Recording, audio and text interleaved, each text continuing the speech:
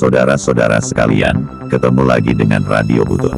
Apa kabar semuanya? Semoga sehat, bahagia dan sukses selalu dalam menjalankan kehidupan sehari-hari. Jangan lupa untuk selalu mematuhi protokol kesehatan, agar kita selamat dan terhindar dari dampak negatif pandemi COVID-19. Pada kesempatan ini, kami akan berbagi data mengenai negara mana saja yang terhebat dalam memperoleh nilai tambah dari industri manufaktur.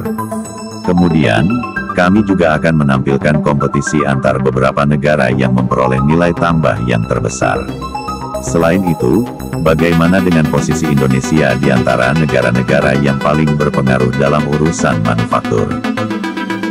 Sebelum melangkah ke pembahasan kita, mohon subscribe bagi yang belum subscribe, klik tombol like dan share ke seluruh dunia agar kami semakin bersemangat dalam membangun channel ini. Industri manufaktur menjadi kunci memajukan perekonomian suatu negara. Lihatlah di sekeliling kita, semua barang yang kita gunakan adalah hasil akhir dari proses manufaktur. Artinya, manufaktur merupakan suatu proses berkelanjutan yang mengubah bentuk sebuah benda yang merupakan bahan baku menjadi barang jadi yang langsung dapat digunakan manusia, atau proses antara sebuah barang yang akan diproses menjadi bentuk selanjutnya. Proses manufaktur berhenti setelah barang yang dihasilkan menjadi produk akhir dan bukan produk antara. Itulah sebabnya, industri manufaktur menjadi sangat penting bagi perekonomian negara, karena dari industri manufaktur diperoleh nilai tambah.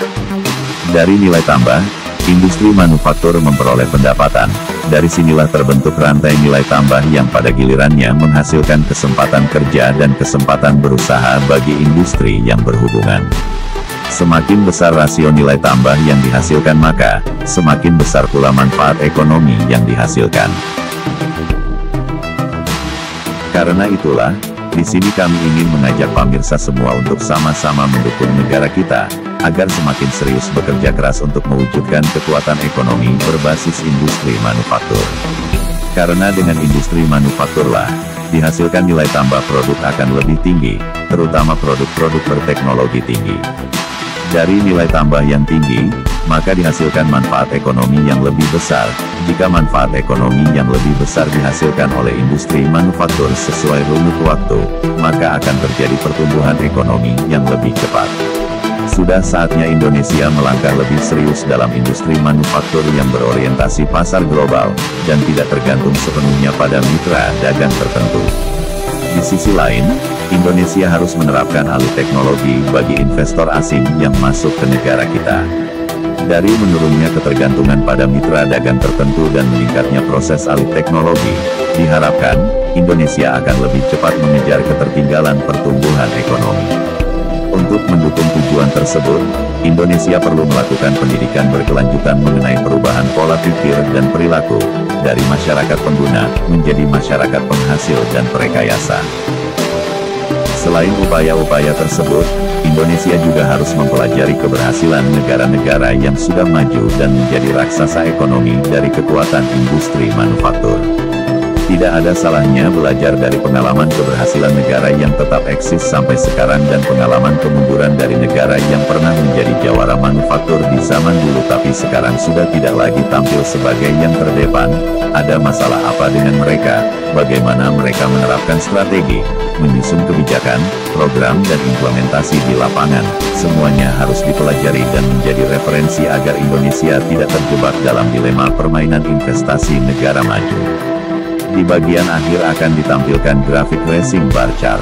Tujuan kami menampilkan grafik racing bar chart adalah untuk memotivasi dan menginspirasi seluruh komponen bangsa agar semakin bersemangat dan bahu-membahu mendukung negara kita untuk melangkah semakin maju. Dari grafik racing bar chart dapat dipahami, dinamika perubahan dominasi negara-negara jawara manufaktur selama 50 tahun terakhir. Selain dinamika perubahan dominasi negara-negara industri maju, kita juga dapat menyaksikan di mana posisi Indonesia di antara 20 besar negara yang memperoleh manfaat ekonomi dari manufaktur. Semoga data dan informasi yang kami sajikan bermanfaat untuk kita semua. Selanjutnya, selamat menyaksikan. Semoga bermanfaat.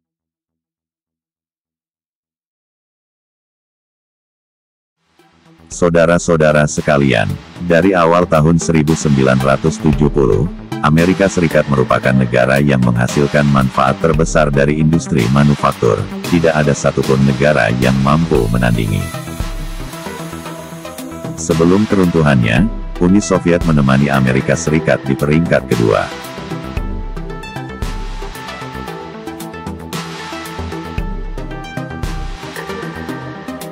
Sampai pertengahan dekade 1970-an Jerman masih mengimbangi Jepang.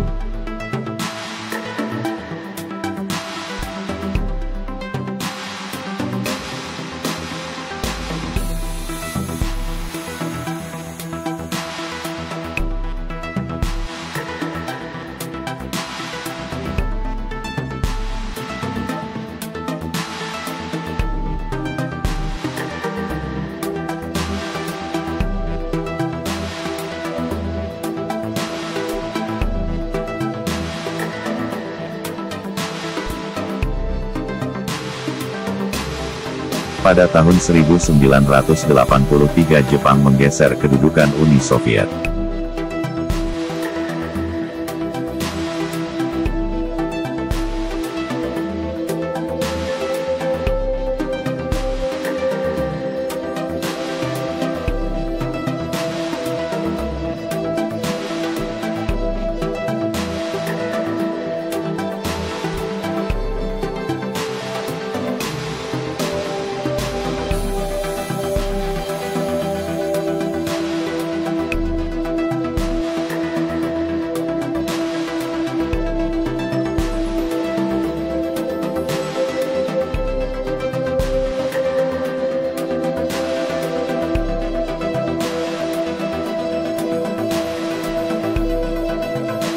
Pada tahun 1993 sampai 1995 Jepang hampir menyamai Amerika Serikat.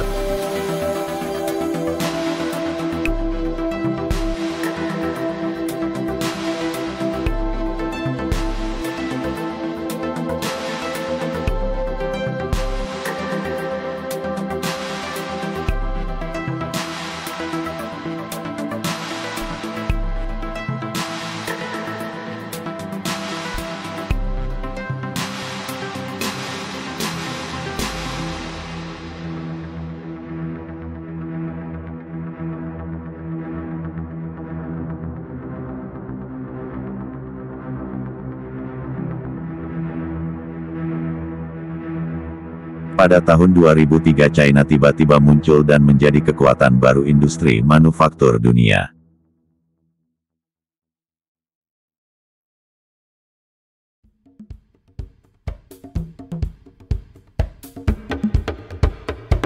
Pada tahun 2006 China menggeser Jepang.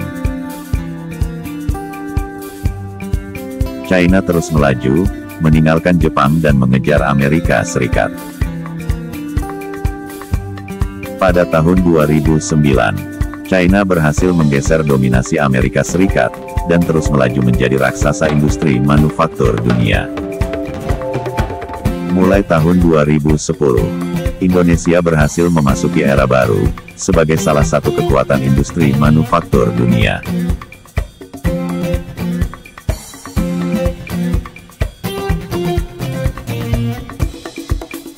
Mulai tahun 2014, China semakin tak tertandingi, sebagai kekuatan industri manufaktur dunia yang terbesar. Sampai sekarang, China membuktikan, sebagai kekuatan industri manufaktur dunia yang terbesar yang meninggalkan jauh Amerika Serikat dan negara-negara lainnya.